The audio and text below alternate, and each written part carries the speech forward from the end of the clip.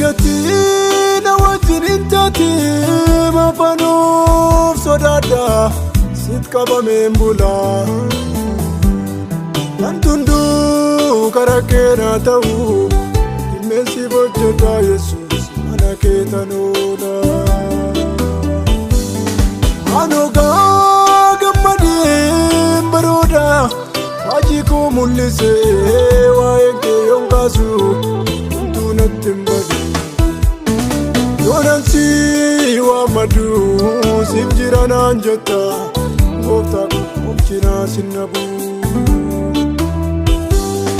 Hijiko garake maleni nalu Gurikos garake maleni nagifatu Wajamale umankabu midafu Wanda disensi matafa Wajamale umankabu midafu Wanda disensi matafa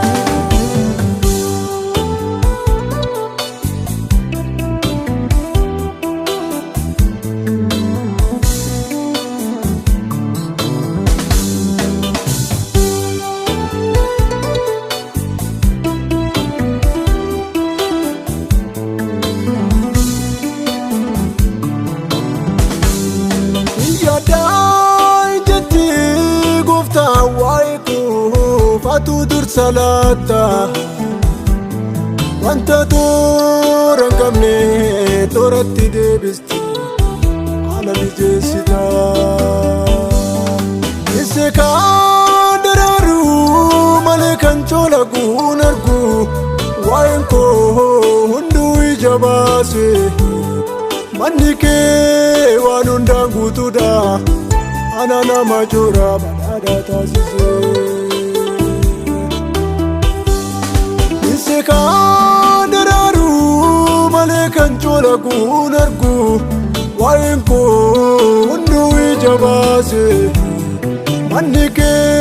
wanundangu tuda Anana majora badada tasise Hijiko garake maleni nalu Gurikos garake maleni nagifatu Wajamale umankabu midafu Wanda disensi matafa Wajamale umankabu midafu Wanda disensi matafa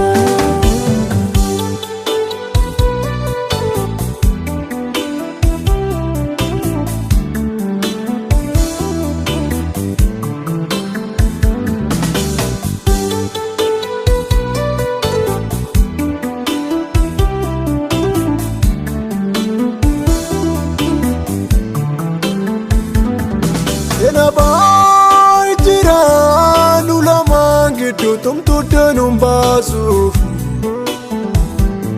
Durduri rakasne diga wal kabane injiru sinala kannabu kanchisu Gadisa jirenya gudisa ko kan kena godate animo kadima keti Yada injete nasimate kino garamana keti mirgapatiti Hijiko garake maleni nalu Gurikos garake maleni nagifatu Wajamale umankabu midafu Wanda disensi matafa Wajamale umankabu midafu Wanda disensi matafa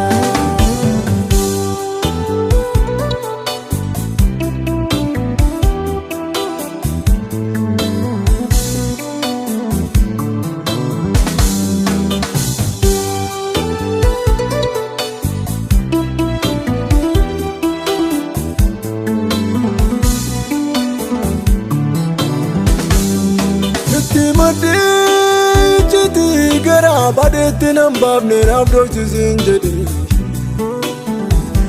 Hiriyaa garaa koo kanan garaa beeku gooftaa koo mari'adhee Maal gochuu danda'a malan buusa gooftaa Ani siin ala yoon deeme Anabsuma wayyaa gooftaa Hirkoomansiisa sun garaa beekee Hiddi koo gara kee malee ni ilaalu Gurri koos gara kee malee na dhaggeeffatu Waja malee